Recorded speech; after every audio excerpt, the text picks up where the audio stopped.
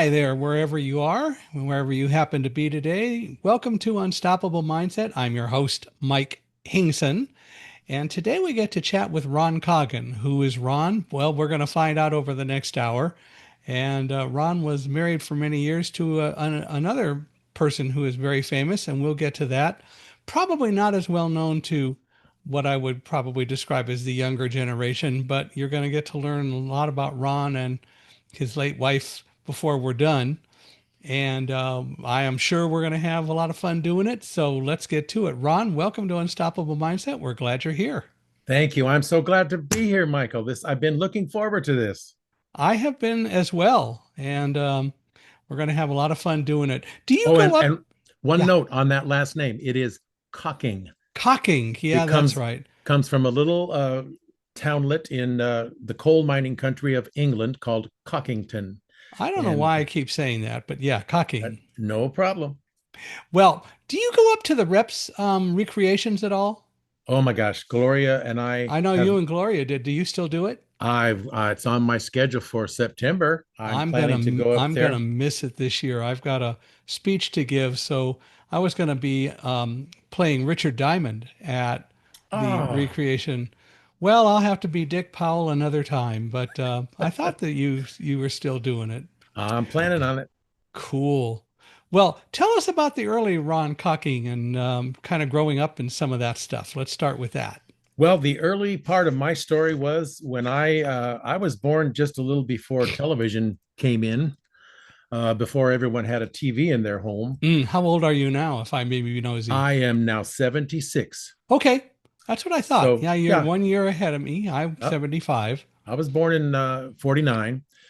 So my earliest remembrances, my mom and dad and my brother and I lived with our grandfather, and we had no television, but we had this big, it must have been about 3 to 4 foot tall, this Oh, big box on the floor in a very prominent spot in the living room. And that mm-hmm. was the Sunday afternoon entertainment. I remember my family sitting around and I listened and I laughed when they did, but I had no idea what was going on. But that was the family gathering. And just, I know we'll talk about it later, but I just have this notion that at that time I was laughing, not knowing what I was laughing at, but I bet I was laughing at my future Your wife to future be. wife, yes. Yes, yes. But other things as well. I mean, you probably laughed at Jack Benny and Amos and Andy and Yeah, I remember listening to all those folks, and it was just amazing. Then when television came about, um, and my father was a trumpet player, and I loved his trumpet playing, and he practiced often at home. He would sit in his easy chair and play some tunes and scales and that sort of thing. But what captured my ear and my eyes when I went to, on rare occasions when I could go to his engagements, it was always the drummer that mm, just stuck out to me. I was mesmerized by the rhythms that they could produce. And when TV came about, I remember the old variety shows, mm. and they often would have tap dancers like Fred Astaire, Gene Kelly, Peg Leg Bates, and the Nicholas brothers. And I was just taken back by the rhythms. It sounded like music to me. The rhythms just made me want to do it. And so I started putting that bug in my parents' ears, and I waited and waited. I wanted to take tap dance lessons. And one day my dad walks in the back door and I said, Dad, have you signed me up yet? And he said, Yep, you start next Tuesday at 3:30 in the afternoon. Mm. So I was overjoyed and I went in for my first lesson. And mind you, this was a private tap class, total cost of $1.25. And we had a pianist for music, no record player, live piano. Wow. And so I rapidly fell in love with tap dance. And so you did that when you weren't in school. Presumably Well, you did go to school. oh yeah, I did go to school. Yeah, I did well in school and I enjoyed school. I did all the athletics. I played little league and eventually would be a tennis player and water polo and all that stuff. But all through the years after school was on the way to the dance classes. So you graduated, or I suppose I don't want to insult drumming, but you graduated from drumming to tap dancing, huh? Well, I kept doing them both together. I would Oh, tap good. dance, and then when my dad would practice, I would beg him to just play a tune like the St. Louis Blues, Yeah. and so that I could keep time. So I pulled a little stool up in front of an easy chair, and one of the arms of the chair was the ride cymbal, and the other one was the crash cymbal, and the seat of the chair was my snare drum, and Okay. I would play along with him. And eventually, he got tired of that. And bought a hi-fi for my brother and I. And in the bedroom, I had a hi-fi, and I started to put together a set of drums. And I spent hours next to that hi-fi banging on the drums. And I remember it made me feel good. One day, my mom finally said to me, you're starting to sound pretty good. And that was a landmark for me. I thought, wow, somebody is enjoying my drumming. But you couldn't do drumming and tap dancing at the same time. That would have been a little bit of a challenge. No, I would practice the drums in the afternoon and then head for the dance studio later. And in this case, I was a local boy. I grew up in Riverside, California, Okay. and my first tap teacher was literally maybe 2 miles from our house. But that didn't last long. She got married and became pregnant and closed her studio. And then she recommended that I go see this teacher in San Bernardino by the name of Vera Lynn, and which I did. I remember walking into this gigantic classroom with a bunch of really tall kids, and I was maybe 7 or 8 years old. And I guess it was kind of an audition class. But after that evening, she put me in the most appropriate classes, one of which was ballet, which I wasn't too excited about. But they all told me if you're going to be a serious dancer, even a tap dancer, you need to get the basic body placement from Mm-hmm. ballet classes. And I said, well, I am not going to put any tights and a t-shirt on. But they finally got me to do that because they told me that the Rams football team took ballet class twice a week at that time. So I Ah, said, no kidding. So they I got me. They, finally they yeah, got you. they got me into ballet class. And then it was jazz. And then it was tumbling. And so I did it all. I remember when we moved to California when I was 5, and probably when I was about 8 or 9, my brother and I were enrolled by my mother, or I guess my parents, Uh-huh. enrolled us in a dance class. So I took dance class for a few years. I learned something about dancing. I did have a pair of tap shoes, although I didn't do a lot of it, but I did Mhm. dance and um, never really pursued it enough to become a Gene Kelly or Fred Astaire. Well, few of us do. I didn't dislike it. It just didn't happen, but that was okay. But it was fun to do it and to learn something about that. And so even today, I remember it and I appreciate it. So that's pretty cool. Well, you would understand what I always uh, told my students, that tap dancing is like singing a song with your feet. Yeah. And I would say, you all know Happy Birthday, right? So I would sing it and they would sing it along. And then I would sing it again and I would sing it totally out of rhythm. And they would wrinkle their nose and look at me and say, okay, so what are you doing? And I'd say, well, you don't recognize it because the rhythm is not correct. So then Hmm. I would tap dance Happy Birthday. And I'd say, you sing along in your mind, and I'm going to tap dance it. And that would always ring a bell in their mind like, oh, I get it. The rhythm has to be right on the button, or the people aren't going to recognize. That was very clever to do. Yeah, thank you. And they got it, Yeah, they got it. Yeah. which is even more important. That's pretty clever. Well, so you did that, and did you do it all the way through high school? All the way through high school. And I think when I was 15, I think I was in the eighth grade, maybe ninth, but I was 15 and got my first chance to, I was cast in a professional show for San Bernardino Civic Light Opera Association. And the show was My Fair Lady. Ah, And it was my English and journalism teacher at the junior high who had been cast. He was a performer also, but something came up and he couldn't follow through. So he had given the association my name. And I was out in the backyard. My mom came out and said, hey, San Bernardino CLO just called and they want to see you tonight at 7 o'clock. So I put on my dance clothes and went over, and the director by the name of Gene Bayless mm, uh, came out and he showed me a couple of steps, and he said, "Yeah, let's do it together." Da, da, da. And he said, "Boy, you unscramble your feet pretty well there, kid." And he looked over to the costumers and said, "Measure this guy. Let's put him in the show." So I was beside myself. And long story short, I'm over the years. I My first show was at age 15 with them, and I participated, did shows with them until I think my last show I was about 38 years old, and that last show was Anything Goes with Leslie Uggams. Wow. Well, Yeah, so what part did you play in My Fair Lady? I was just a chorus kid. I Okay. remember in the opening when Eliza sings that Mm-hmm. "Wouldn't It Be Lovely." Wouldn't it be lovely? Yeah. I was a street sweeper. I remember I had a broom, and there were three of us, and we were sweeping up that street and working in and around Eliza Doolittle. Of course, being really spiteful, you just said a little while ago you were beside yourself. And the thing that I got to say to that, quoting the Muppets, is how did the two of you stand each other? But anyway, that's okay.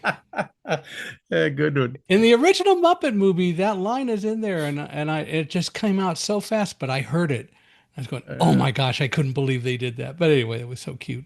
Very But funny. that's great. So, and then you eventually were opposite Leslie Uggams, huh? Yes, that was one of the high points. Talking about dancing and drumming at the same time. In Mm, fact, I used to give a basic drum summer camp where I would teach tappers the basics of music notation, quarter notes, eighth notes, 16th notes.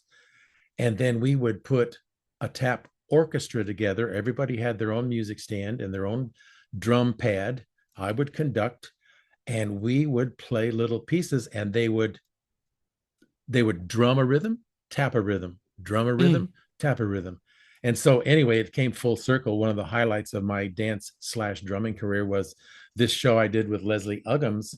The director had done this prior, and he knew it would work, and so did the conductor.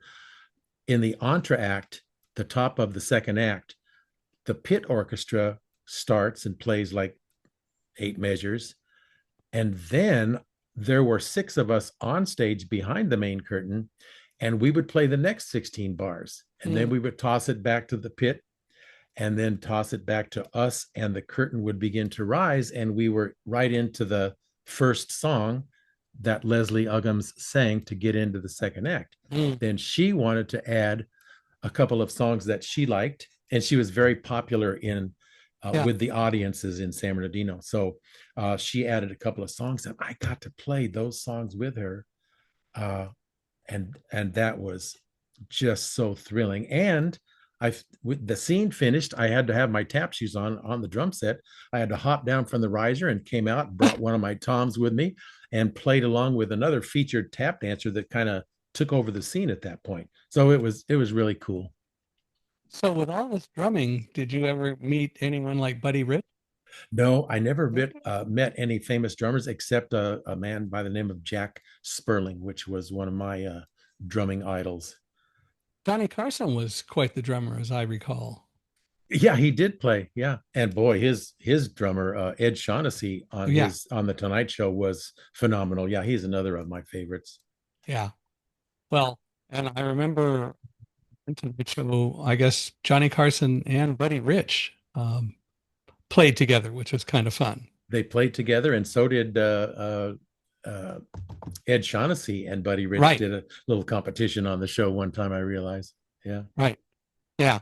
Well, and it's interesting to see some of the performers do that. I remember once trying to remember whether what show it was on. Maybe it was also a Tonight Show where Steve Martin substituted for Johnny, but he and the Steve Canyon Band came out. Oh And of course, wow. he was great on the banjo. And then Flat and Scruggs or Flat came out. Um, or which one? Yeah, which one did the banjo? Flat, I think. I don't But know. they banjoed together, which was fun. Oh wow. Yeah, yeah. Steve Martin is a tremendous banjo He player. is. Whoa. Yeah. I I have a hard time imagining fingers moving that fast, but that's okay. Me too. I save my fingers for Braille, so it's okay. Oh. So, where did you go to college? I went to for 2 years to Riverside City College, Riverside Community College, and then I went for 2 years to San Bernardino, Cal State San Bernardino. And I was majoring in English because I thought I may want to do some writing. But in the meantime, I became married. I became a father. And so I was trying to work and study and maintain a family life, and I just couldn't do it all. So I Mm. didn't quite finish a major at Cal State San Bernardino. I continued actually a nightclub drumming career, and now we're getting up to where our performing arts studio began between Gloria and I. So was it Gloria you married first? No, Okay. no, I thought there Gloria was a was was, married. Gloria was a prior marriage for 20 some years, or 20 years, I guess. And I had been married only 2 years, I think. mm, And when we first, well, we actually met while we were both, I'll tell you the story in a minute if you want to hear sure. it.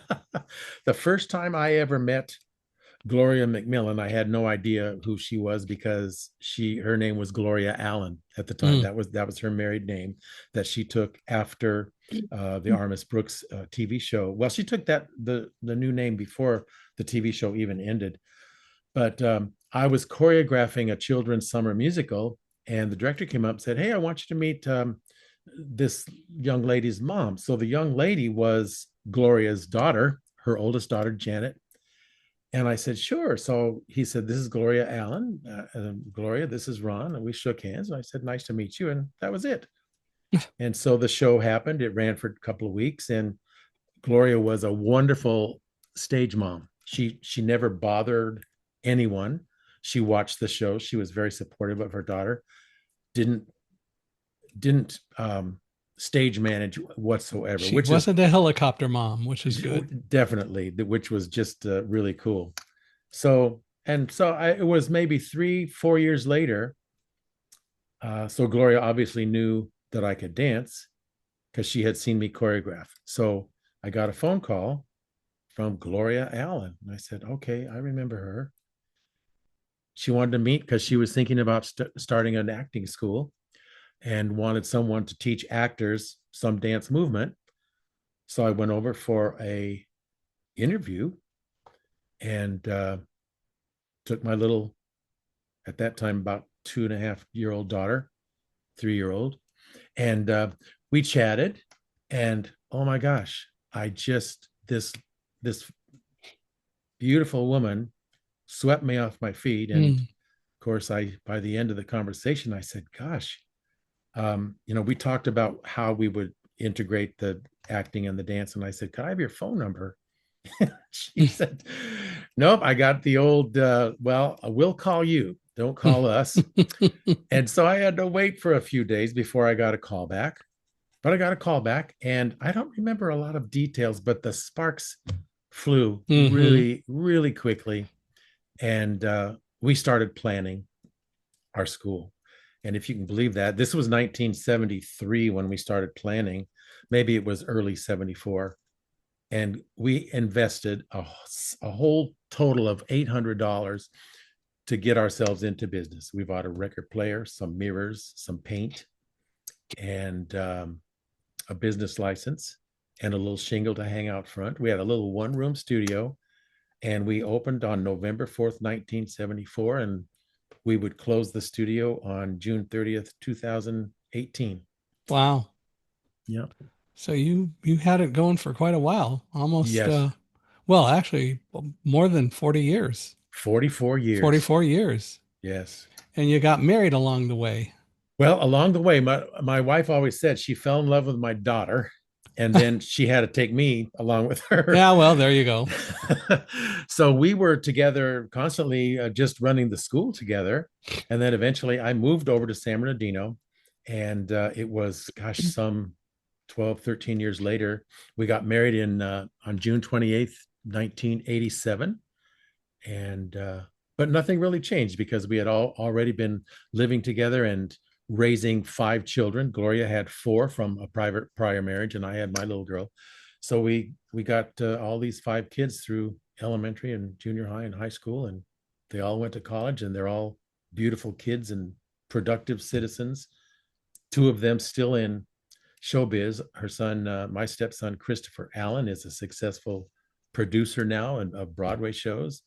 And our daughter Barbara Bermudez, the baby that Gloria fell in love with. She's now a, a producer slash stage manager director. She does really well at big events with keynote speakers, and she'll, if they want her to, she will hire in everything from lighting and sound to Mm, extra performers and that sort of thing. And she's just busy constantly all over the world. wow. Well, that's pretty cool. And what are the other three doing? One is a VP of sales for it's a tub and shower company, Jacuzzi. And the other one is a married housewife, but now she is a grandmother and has two little grandkids. And that's Janet, the one that I originally had worked with Hmm. in that children's show. And she and her husband live in Chino Hills, California, which is about 40 minutes from Right. here. I live in Huntington Beach, California now. Well, and I'm not all that far away from you. We're in Victorville. Oh, Victorville. Okay. Yeah. The high desert. So the next time you go to Vegas, stop by on your way. I'll do that. Since that's mainly what Victorville is probably most known for. I remember when I was growing up, I grew up in Palmdale, and Palmdale wasn't very large. It only had like about 2,700, 3,000 people. But as I described it to people, Victorville wasn't even a speck on a radar scope compared to Palmdale at that time. Now, my Yeah. gosh, there are over 120,000 people in this town. Oh, I remember the drive in the early days from here to Vegas, and you Hmm. really felt like you could get out on the road all alone and relax and take it all in. And now it can be trafficy all the All way. the way. Yeah, Yes. it's crazy.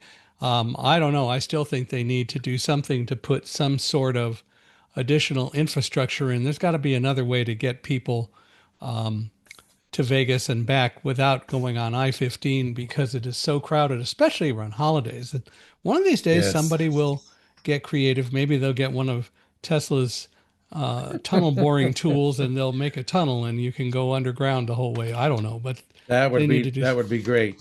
Yeah, it they need would to be do great if something. something like that would happen. Well, so Anyway.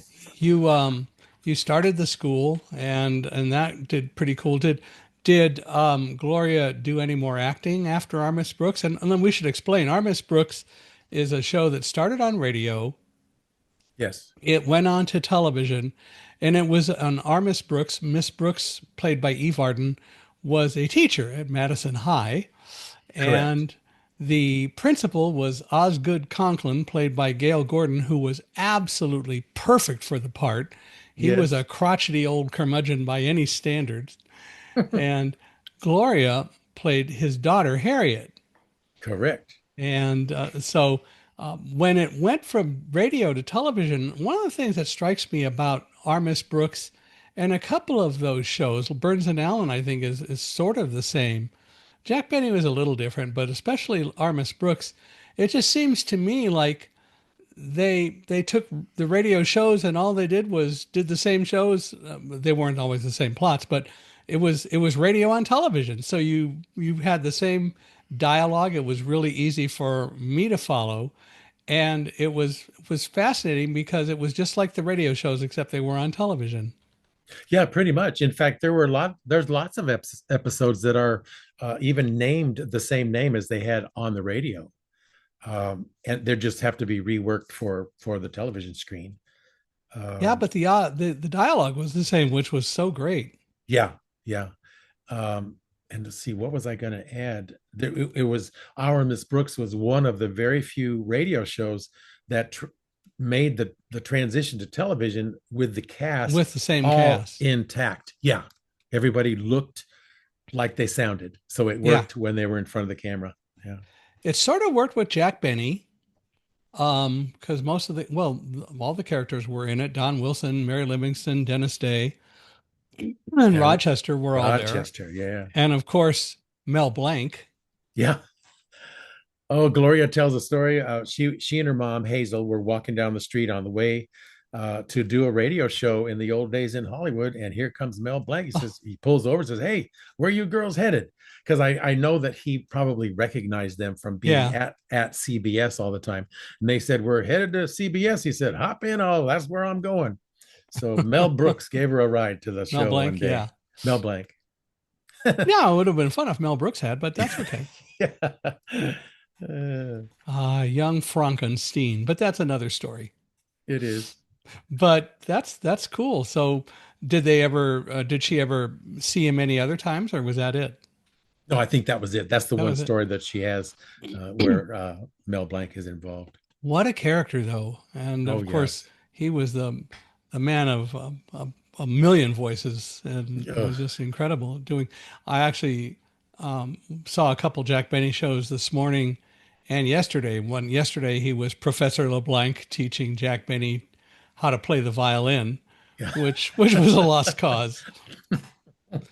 Actually, But Jack Benny was not a bad no, he wasn't. violin player. Yeah. No, he wasn't. He had a lot of fun with it, and that shtick went straight in from radio to television and worked really well, and people loved it. And you knew what was going to happen, but it Sure. didn't matter. But it was still funny. And I'm Yeah, sure during the transition, there was a little bit of panic in the writers department. Like, okay, what are we going to do? We got to come up with a few shows. We got to get ahead a little bit. So the writing being just a little different, I'm sure that's part of the reason why they went back and kind of leaned on the old script yeah. somewhat until they kind of cut their teeth on the new this new thing called television.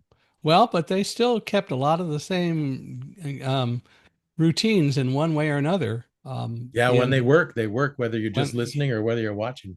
right, exactly. Yeah. What other shows made it from radio to television with the cast intact? I am not up on that. I I'm could trying not to tell you. remember. I know there were a couple that did. Armis Brooks was, no, I was going to say Abbott and Costello, but that was different. But Armis Brooks certainly did. I wonder Um, if the Bickersons did. I forget the two actors that did that show, but that was a really, Francis really Langford and Don funny. Amici, could be. Um, but I think Burns and Allen, I think, kept the same people as much as there were. Harry Bonzell was still with them and so on. Yeah. But it was interesting to see those. And I'm awake early enough in the morning just because it's a good time to get up and I can be real lazy and go slowly to breakfast and all that. But I watch the Benny show, and occasionally before it, I'll watch the Burns and Allen show. And I Yes. think that the plots weren't as similar from radio to television on the Burns and Allen show as they were necessarily in the Benny show, Hmm. but it all worked. Yeah. Yeah. That's why they were on the air for so long. Yeah. So, um, what other kind of acting did Gloria do once so you guys started the school? Well, after when we started the school, we found ourselves, raising five children, and so I continued playing nightclub gigs. I had one nightclub job for like 5 years in a row with two wonderful musicians that were like fathers to me. And Gloria actually went to work for her brother-in-law, and she became a salesperson and eventually the VP of sales for a fiberglass tub and shower business down here in Santa Ana. So she drove that 91 freeway from San Bernardino to Wow. Santa Ana all the time. But in yeah, You could do it back then, much more than now. it was a little better. Yeah. And but twixt and between, she managed. Her mom still did a little bit of agency, and she would call Gloria and say, "I want you to go see so and so." She did an episode of Perfect Strangers. She did an episode with Elliot, the guy that played Elliot Ness. Stack. The show Robert Stack. Robert The show Stack. was called Help uh, Wanted. Let's see. I guess that was the name, but Wanted. Okay. Anyway, she did that. She did a movie with Bruce Dern and Melanie Griffith called Smile, and so she kept her foot in the door, but not all that much. Mm-hmm. She really enjoyed when John Wilder, one of her childhood acting buddies, who she called her brother, and he still calls her sis, or he would call her sis still. Um, his name was Johnny McGovern when he was a child actor, and when he decided to try some movie work, he there was another Johnny McGovern in Screen Actors Ah, Guild, so he had to change his name to John Wilder. But he did that miniseries called Centennial, mm, and mm-hmm. he wanted Gloria for a specific role to play a German lady opposite oh, the football player, Alex Karras. And they had a couple of really nice scenes together. I think she was in three, maybe four of the segments, and there were many segments. It was like a who's who in Hollywood, the cast of that Yeah, show. that was pretty cool. But anyway, And yeah, after Gloria finished Armis Brooks, she became married to Gilbert Allen, who then became a Presbyterian minister. So Gloria, when you said did she continue acting, there's a lot of acting that goes on being a yeah, minister and yes. being a minister's wife. And she would put together weddings for people and that sort of thing. And she did that for 20 years. Wow. So Gloria was a phenomenon. She did so many things and she did them all so very well, in my Well, opinion. and so did you, Yeah. which is really cool. So but you both started the school, and that really became your life's passion for 44 years. Yes, we would get up in the mornings, go do a little business, come home, have a little lunch, go back about 1:30, 2 o'clock, and we would normally crank up about 4 after the kids get out of school, and we would teach from 4 to 9, sometimes to 10. Go out, have some dinner. So yeah, we were pretty much 24/7. And we had such similar backgrounds, hers on a national radio and television scale, and mine on a much more local civic light opera scale.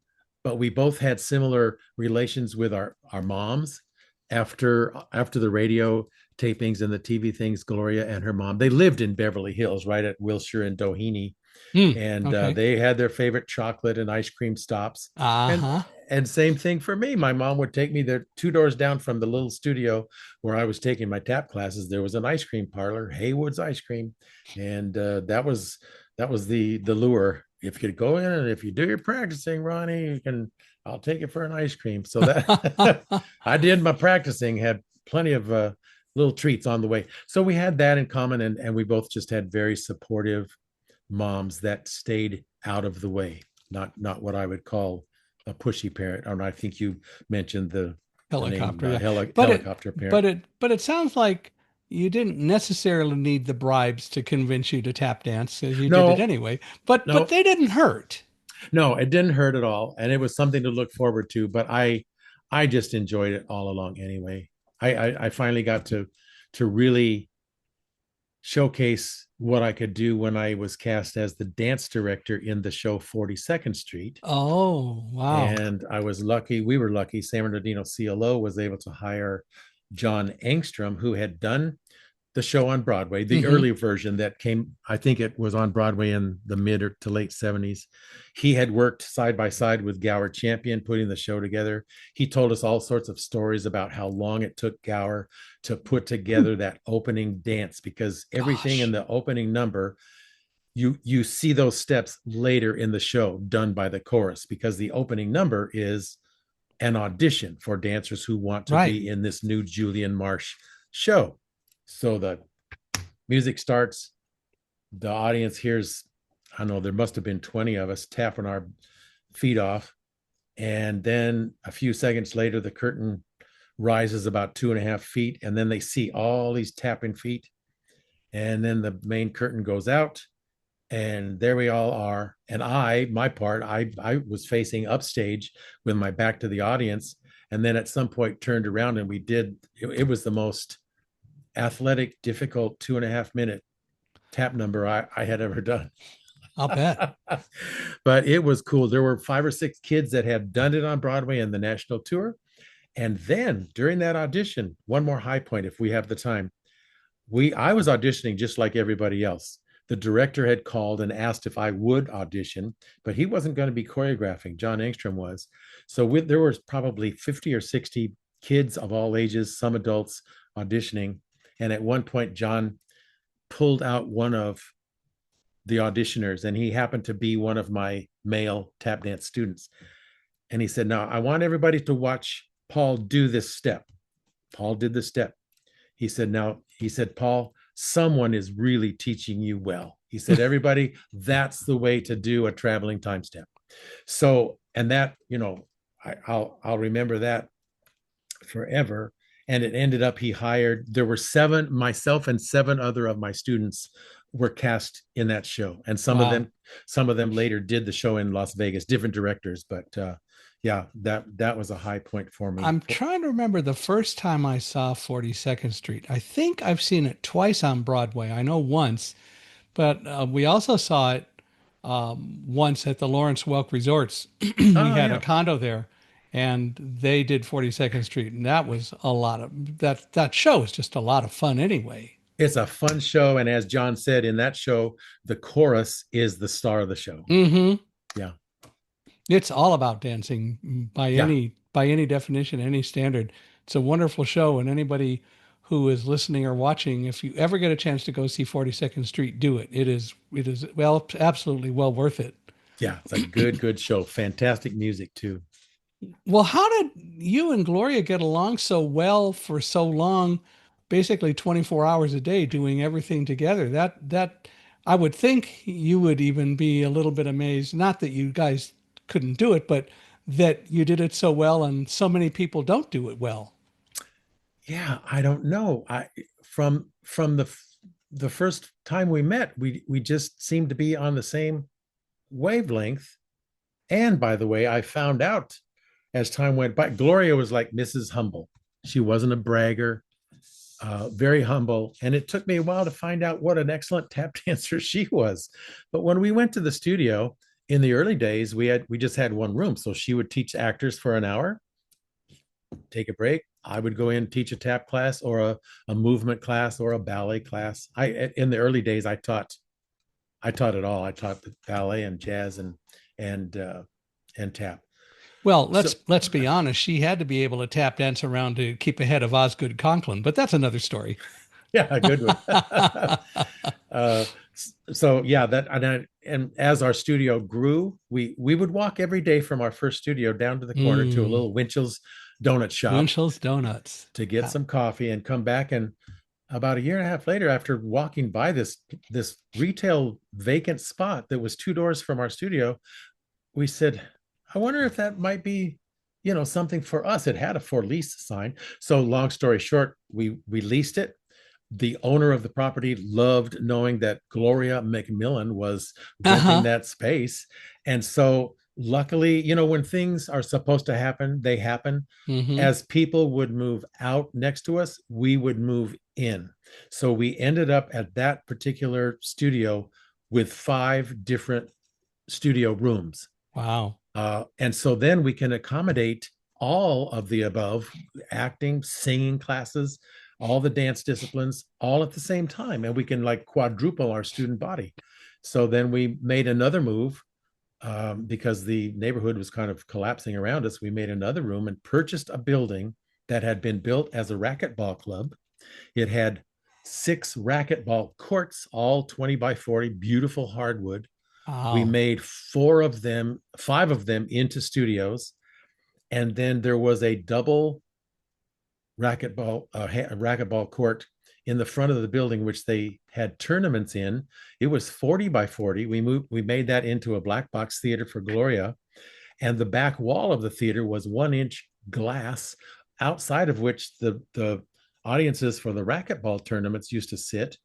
But outside the glass for us, we had to put curtains there. And out front for us was our gigantic lobby. The building Mm. was 32,000 square feet. Wow. And it just made our hearts sing when we could walk down that hallway and see a ballet class over here, a tap class over there, singers singing, actors in the acting room.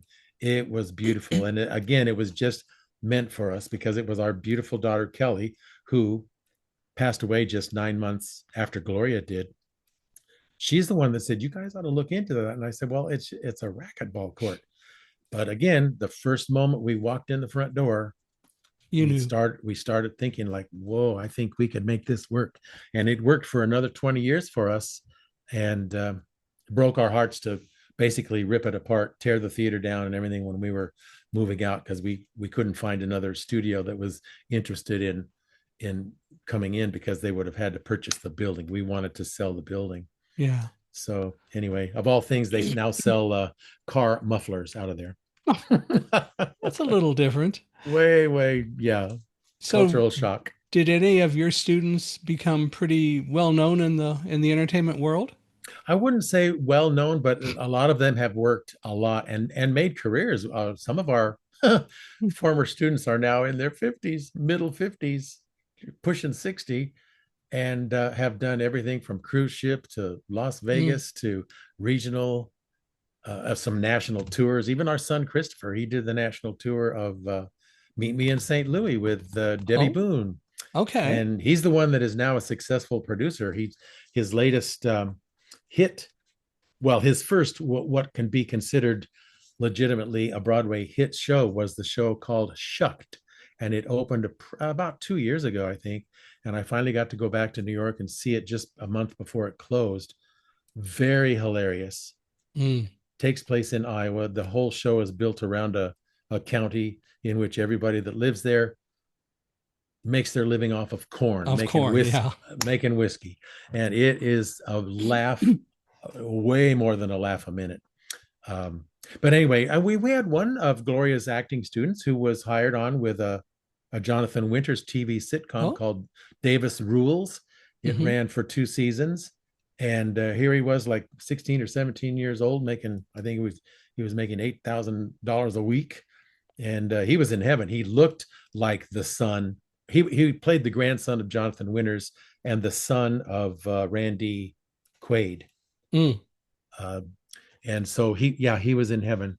And then after that, he did a very popular commercial, the 7-Eleven brain freeze commercial for the Oh, Slurpee. the Slurpee, yeah. And he made so much money from that. But then he kind of disappeared from showbiz. I don't know what he's doing nowadays.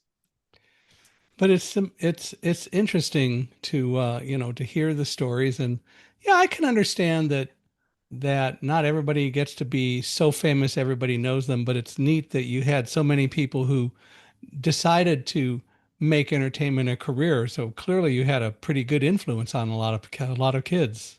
Yes, over the years, Gloria and I felt like we had thousands of children of our own that we had raised together.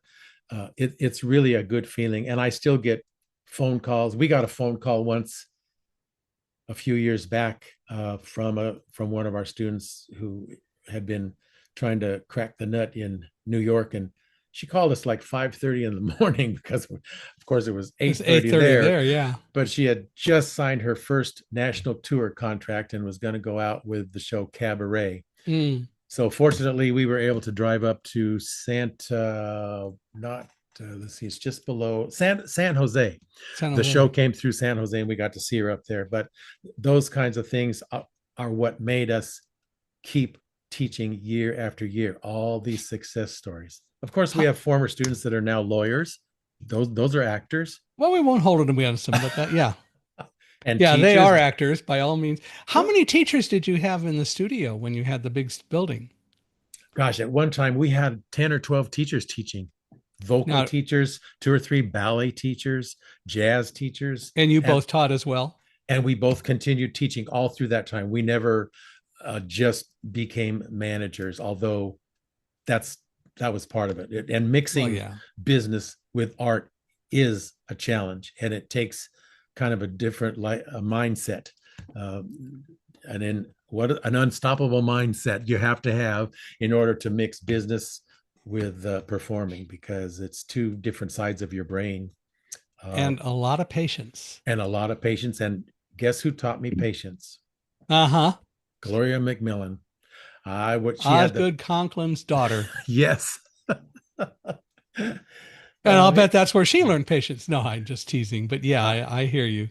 yeah, Well, I yeah. know Karen and I were married for 40 years until she passed in November of 2022. And there's so many similarities in what you're talking about because we could do everything together. We had challenges. Probably the biggest challenge that we ever had was um, we were living in Vista, California, and I was working in Carlsbad. And the president of our company decided that we should open an office because I was being very successful at selling to the government. We should Hmm. open an office in the DC area. And so we both got excited about that.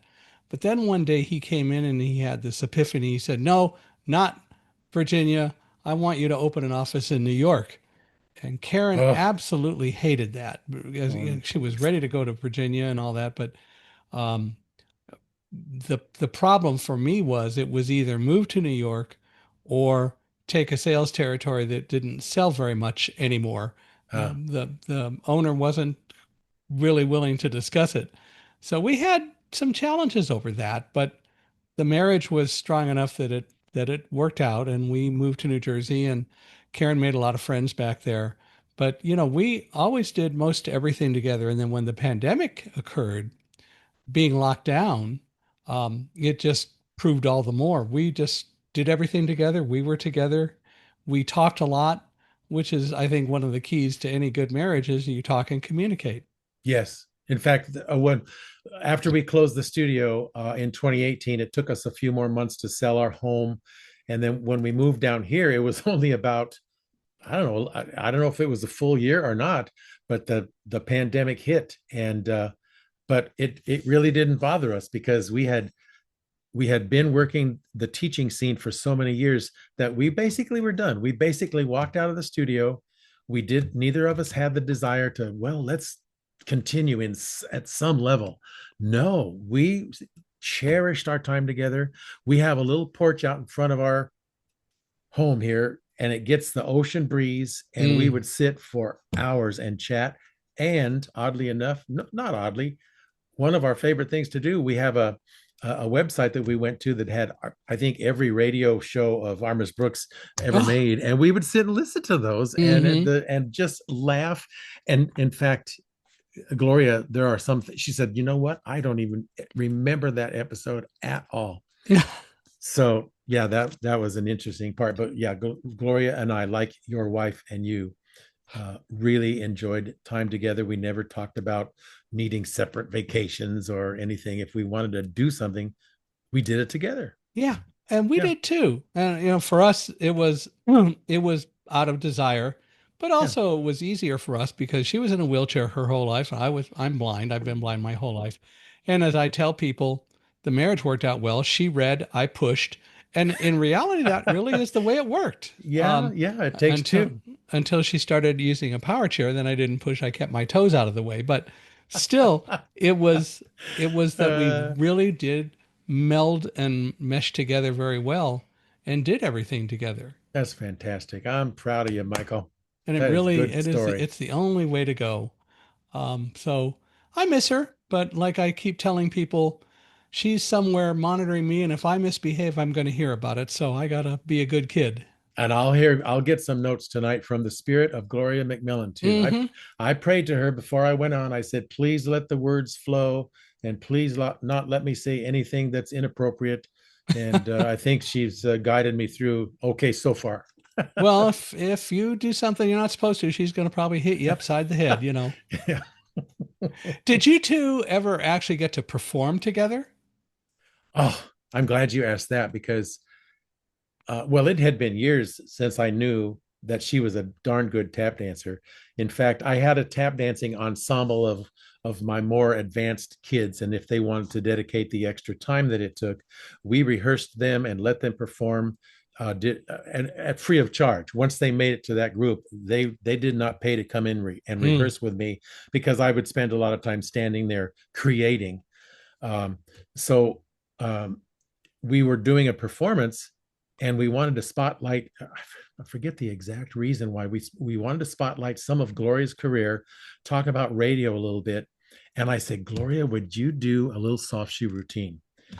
And because we had invited a mutual friend of ours, Walden Hughes, from the reps organization, Mm-hmm. and he was going to be the guest of honor. So I talked her into it. At first, she wasn't going to go for it, but we had so much fun rehearsing it together. And it wasn't a long routine. It was relatively short, beautiful music, little soft shoe. And it was so much fun to say that we actually tap danced together. But the other times that we actually got to work together was at the old time radio conventions, mostly with reps. Mm. And that's really when I got to sit on stage. I was kind of typecast as an announcer, and I got to do some commercials. I got to sing once with Lucy Arnaz, Oh gosh. a Lifebuoy soap commercial. But when Gloria did the lead parts, and oh my gosh, that's when I realized what a superb actress she was. And if I don't know if you've heard of Greg Oppenheimer, his father Jess Oppenheimer created the I Love Lucy Yeah. shows, and so Gloria loved Jess Oppenheimer, and so Greg Oppenheimer, Jess's son, did a lot of directing, and oh my gosh, I would see he came in very well prepared and knew how the lines should be delivered.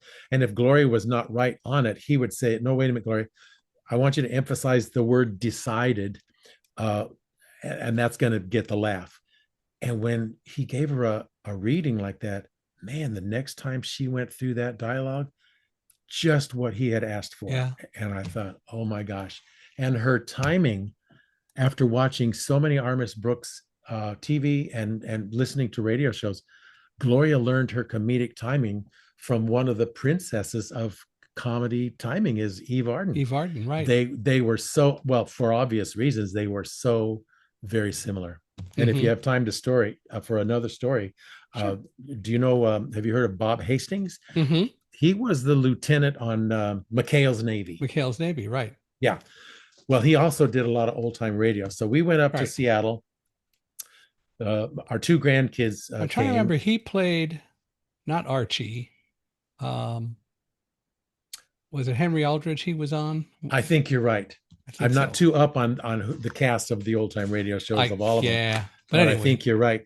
But anyway, he was there, and there was an actress that had to bow out. I don't know who that was, but our grandsons and Gloria and I, we walked in, and as usual, we say hi to everybody. We're given a big packet of 6 or 8 scripts each, and we go to our room and say, "Oh my gosh!" We get out the pencils and we start marking our scripts. So we get a phone call from Walden, and he said, "Hey, Ron, Bob Bob Hastings wants to see Gloria in his room. He wants to read through. He's not sure if he wants to do the Bickerson's Oh, script because the gal bowed out and right. he does. So Gloria went down a couple of doors down the Oh my hallway and gosh. I can they, see this coming. yes. And so she came back on half an hour, 40 minutes later. And she said, well, that little stinker, he was auditioning me. He went in and she went in and he said, well, I don't know if I want to do this. It doesn't seem that funny to me. Let's read a few lines. Well, long story short, they read the whole thing through and Hmm. they were both rolling around the floor I'll bet they were. laughing. And then jump to the following afternoon, they did it live and I was able to watch. I had some free time and I watched and they were just fantastic together. I left after the show. I went to the green room, had a little snack, and I was coming back to our room, walking down the hall, and here comes Bob Hastings, and he says, "Oh, Ron," he said, "your wife was just fantastic, so much better than the other girl would have been." So when I told Gloria that story, that made her day, her week. She felt so good about that. So that's my Bob Hastings story. Bob Hastings and Gloria McMillan were great as the Bickersons. Yeah, that was a very clever show. It started on the Danny Thomas show, and then they ended up going off and having their own show, Francis Langford and Don Amici, but they were very clever. Now, did you realize now that you mentioned Danny Thomas, did you realize that Gloria's mom, Hazel McMillan, was the first female talent agent in Hollywood? No. And that's how, when they moved from Portland, Oregon, a little city outside of Portland. They moved because Gloria's mom thought she had talent enough to do radio. And it wasn't a year after they got here to LA that she did her first national show for Lux Radio at the age of 5. That was Oh, in 1937 with Edward G. Robinson. I've got a recording of that show. what show was it? It was a Christmas show, and I don't remember the name of it, but it was a Christmas show. It was Walden that sent it to us, I'll find it. I've got it, I'm sure. and so yeah, so Gloria was a member of what they called the 500 Club. There was a group of I don't know 9 or 10 kids that by the time the photograph that I have of this club, it looks like Gloria is around 12 to 14 years old, and they had all done 500 or more radio shows. Wow. That's a lot of radio It is shows. a lot of radio. So Gloria did. I mean, I've got a short. my point was her mom was an agent. And when Gloria was working so consistently on Armis Brooks, she said, well, I'm kind of out of a job. I don't need to take you. Gloria could drive then. And so she came back from the grocery store uh, up at Ralph's Market near Wilshire and Doheny. And she came back. She said, well, I know what I'm going to do. I ran into this cute little boy at the grocery store. I'm going to represent him uh, for television. And she started the Hazel McMillan agency, and she ran that agency until she just couldn't anymore. I think she ran it until early 1980s. But my God, she represented people like Angela Cartwright on the Danny Thomas Show, Mm-hmm. and Kathy Garver on All in the A Family A Affair. family affair. Yeah, Jane North. Jane Mm, North went in for Dennis the Menace. He didn't right. get the role. He came back and said, Hazel, I don't think they liked me, and they didn't call me back or anything. Hazel got on that phone. She said, look, I know this kid can do what you're asking for. I want you to see him again. He went back and they read him again. He got the part. Yeah. And he was perfect for it. He was perfect for that part. And it's And sad Hazel that he, was, I'm sorry. I was just going to say, it's sad that he passed earlier this year. Yeah, he passed, and he had a tough life. Yeah. Well, tell me, you have you have some favorite words of wisdom. Tell me about those. This goes back to the reason why I came across this when I was looking for something significant to say on the opening of one of our big concert programs. We used to do all of our shows at the California Theater of Performing Arts in San Bernardino. It's a real gem of a theater. It's where Will Rogers gave his last Mm, performance. And so I came across this, and I don't know if this is biblical. You might know, but it's, if you give a man a fish, you feed him for a day. If you teach a man to fish, you feed him for a lifetime. And that's what I felt like Gloria and I were trying to do. We wanted to teach these kids as professionally. We treated our students as if they were little professionals. hmm We expected quality. We expected them to work hard. But again, Gloria taught me patience, unending patience. Um, but we knew that we wanted them to feel confident when the time came that they would go out and audition. We didn't want them to be embarrassed. We wanted them to be able to come back to us and say, boy, I felt so good at that audition. I knew all the steps. I read so well. It was, and thank you, thank you, thank you. And so that aspect of it, we felt that we were feeding them for a lifetime, but we also were creating all of these arts patrons, all these lovers of the arts. We hmm thousands of kids now love to go to musicals and movies and plays because they've kind of been there and done that at our studio. And so anyway, that's, and whether or not it was their confidence in show business or whether it was their confidence, we've had so many calls from and visits from parents and former students saying, boy, I just was awarded a job and they said my communication skills were excellent, and I owe that to Gloria. I was on the beach the other day and I looked over and there was this young man and his wife. I assumed it was his wife. It was. They were setting up their beach chairs, and I looked and I said, "Excuse me, is your name Brandon?" And he said, "No," but he said, "Is your name Ron?" And I said, "Yes." He said, "No, my name's Eric." And I said, Eric Puentes." And so we reminisced for a while. He took tap from me. He took acting from Gloria. And he said, he was sad to hear of Gloria's passing. hmm And he said, I owe so much to Gloria. I learned so much about speaking in front of groups. And he is now a minister. He has his own church in Mm. Redlands, California, and he's a minister. And of all the billion people on the beach, he sits next to me. So that's one of those things. When it's supposed to happen, it It happens. does. Yeah. Well, and as we talked about earlier, you and Gloria did lots of stuff with reps, and Yes. I'm going to miss it this time, but I've done a few, and I'm going to do some more. What I really enjoy about people who come from the radio era and who have paid attention to the radio era is that the acting and the the way they project is so much different and so much better than people who have no experience with radio. And I know Walden and I have talked about the fact that we are looking to get a grant at some point so that we can train actors or people who want to be involved in these shows to be real actors and who will actually go back and listen to the shows, listen to what people did, and really try to bring that forward into the recreations, because so many people who haven't really had the experience or who haven't really listened to radio programs sound so forced as opposed to natural. I agree, and I know exactly what you're saying. In fact, Walden, on a couple of, at least two or three occasions, he allowed us to take some of Gloria's acting students all the way to Seattle, and we did some in for the Spurdvac organization Mm-hmm. in Los Angeles.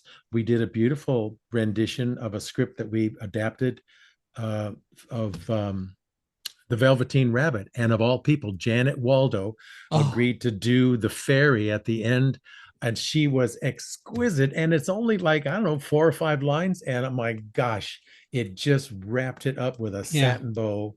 And but in some of our kids, yeah, they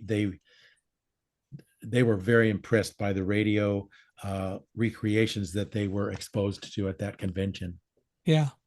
Yeah, Well, and it is so wonderful to hear some of these actors who do it so well, and to really see how they are able to pull some of these things together and make the shows a lot better. And I hope that we'll see more of that. I hope that we can actually work to teach more people how to really deal with acting from a standpoint of radio. that's a Uh, great idea, and I know Walden is really sensitive to that. he yeah. he would really be a proponent of that. Oh, he and I have talked about it. We're working on it. We're Yeah. we're hoping we can get some things.